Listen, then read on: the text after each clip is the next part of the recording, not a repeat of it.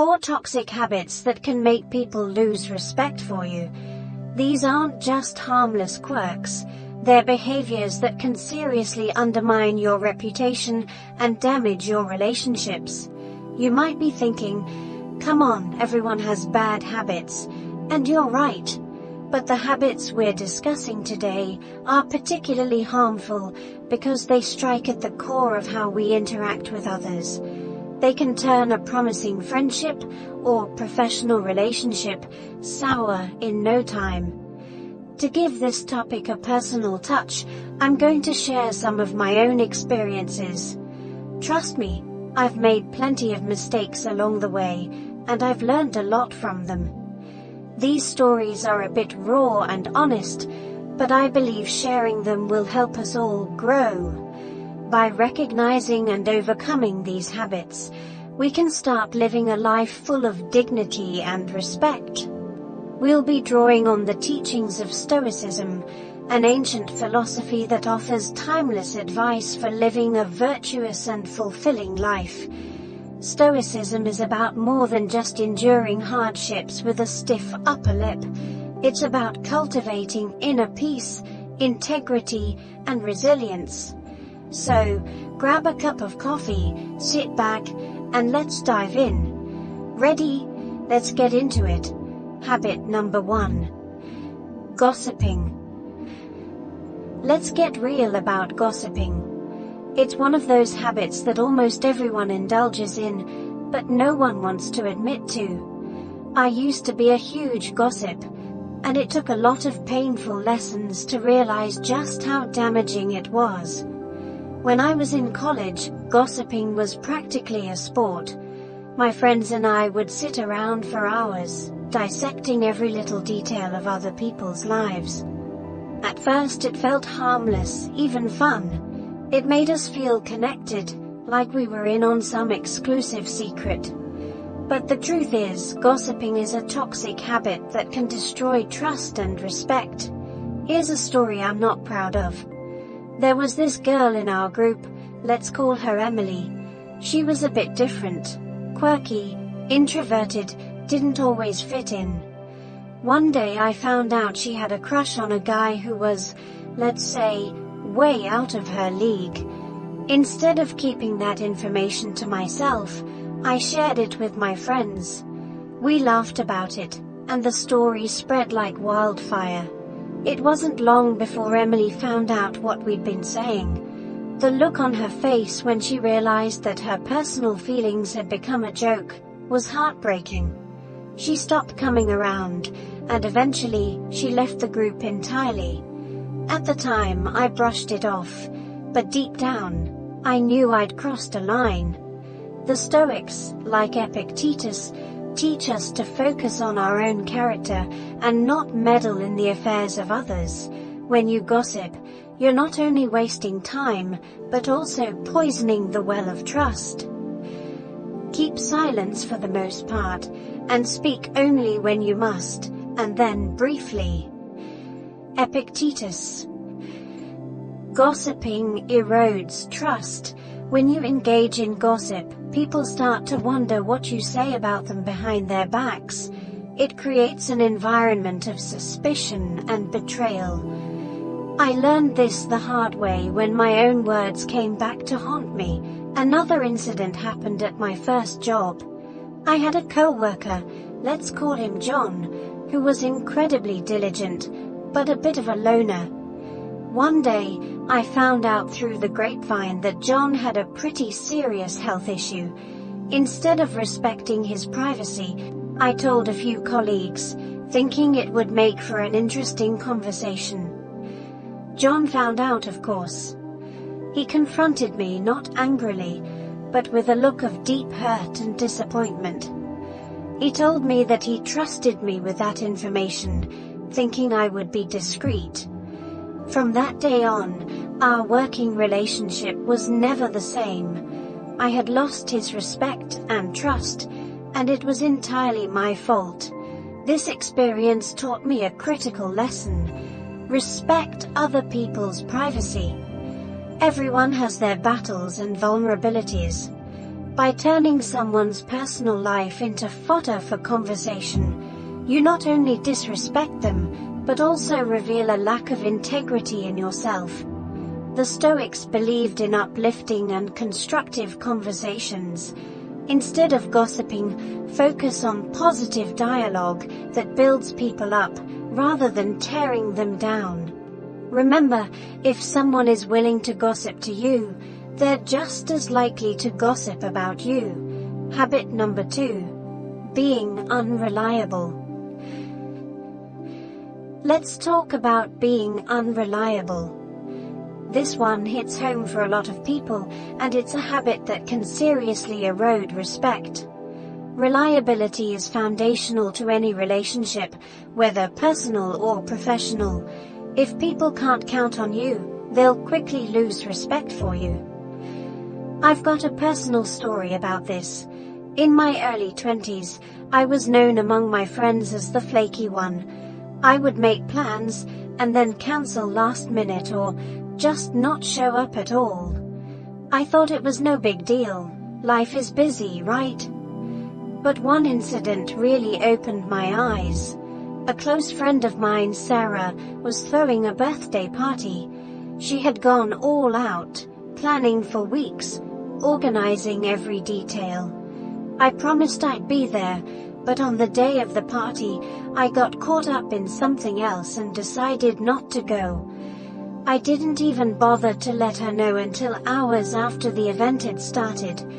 When I finally called her, I could hear the disappointment in her voice. She didn't say much, but I knew I'd let her down. Our friendship was never quite the same after that. She stopped inviting me to things, and we drifted apart. Being unreliable tells people that your word means nothing. If you say you'll do something, do it. If you promise to be somewhere, be there.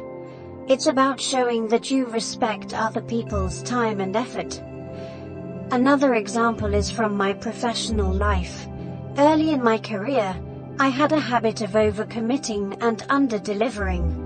I'd agree to take on projects and then miss deadlines, often without warning. I thought my charm and excuses would smooth things over.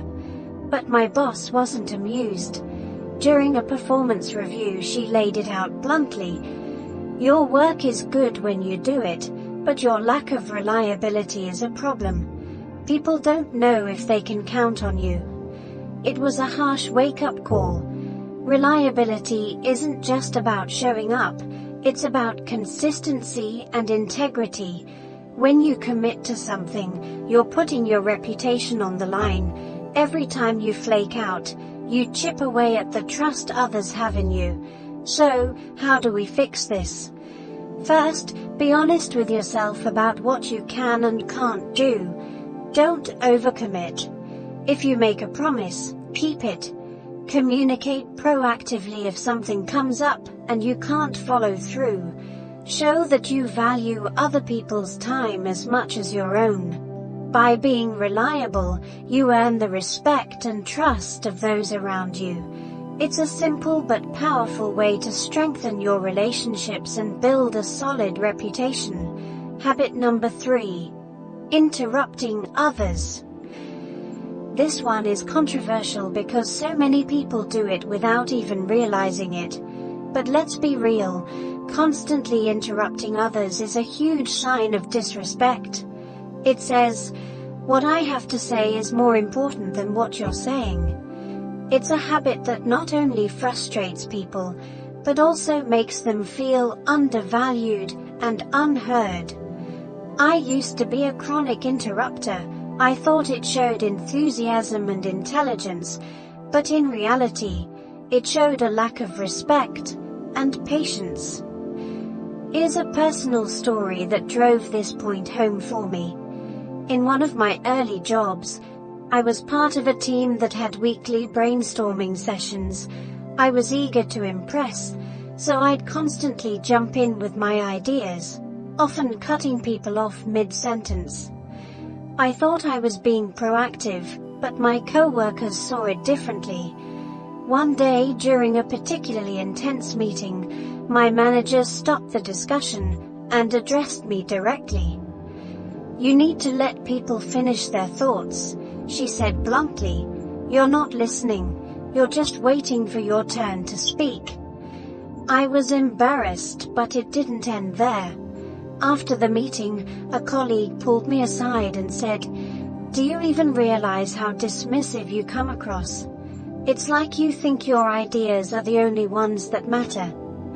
That hit me hard. I didn't see myself as dismissive, but clearly, that's how I was perceived. Interrupting others is more than just rude. It shows a lack of self-control and respect. The Stoics valued listening and understanding over speaking. Seneca advises us to be patient and considerate in our conversations. I remember another incident vividly. I was out with friends at a bar, and one friend was sharing a deeply personal story about his struggles with anxiety. Halfway through, I jumped in with my own experience, thinking it would help him feel understood. Instead, he looked at me and said, "Can I finish?" The mood shifted instantly. What I thought was empathy came across as hijacking his moment. That night I realized something crucial.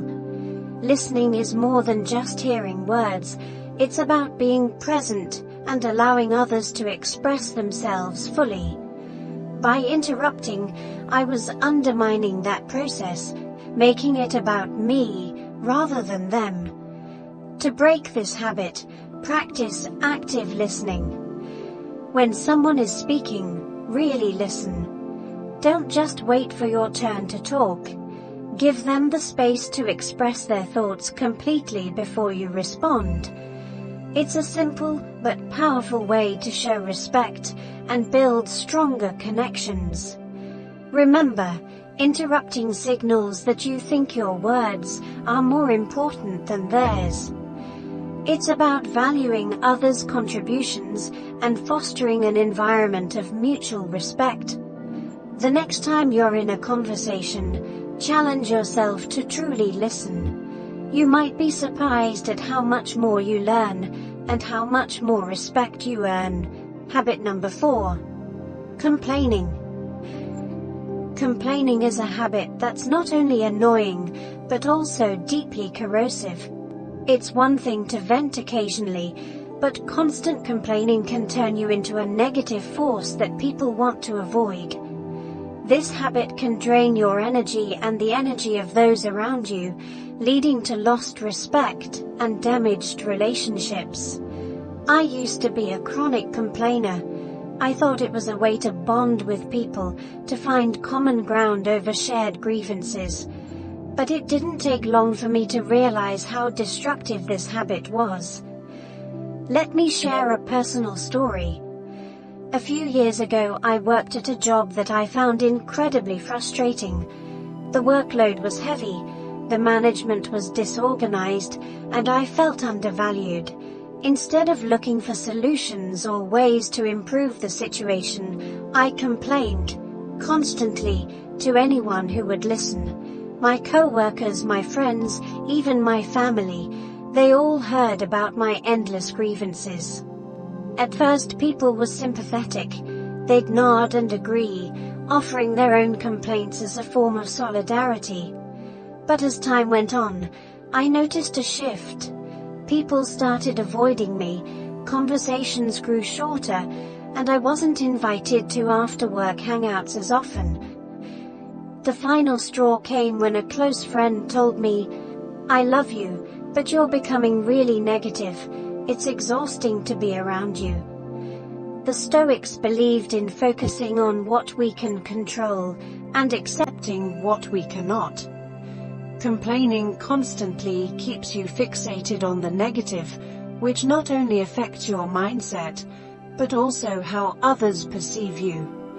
It's a sign that you're more focused on problems than solutions, which is not an attractive quality.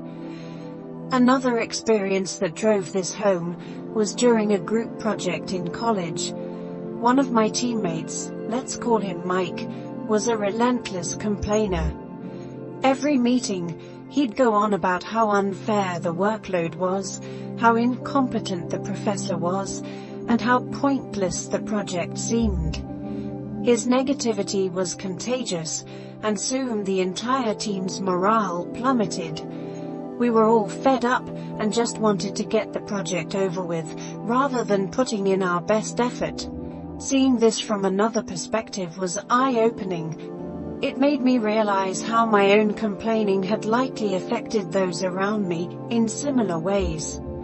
I decided to take a different approach. I started practicing gratitude and focusing on solutions. Instead of complaining about my job, I began identifying specific issues and looking for ways to address them. If I felt undervalued, I sought feedback on how I could improve, and made a case for a raise. When management was disorganized, I took the initiative to streamline processes within my control. It wasn't easy, and it didn't change overnight, but the results were significant. People noticed my shift in attitude, my relationships improved, and I started earning back the respect I'd lost. I became someone people wanted to work with and be around, rather than someone they avoided. Thank you for watching. If you found this video helpful, hit that like button, subscribe, and share it with someone who might need to hear this. Let's strive to live better, more respectful lives. Until next time, stay strong, stay stoic.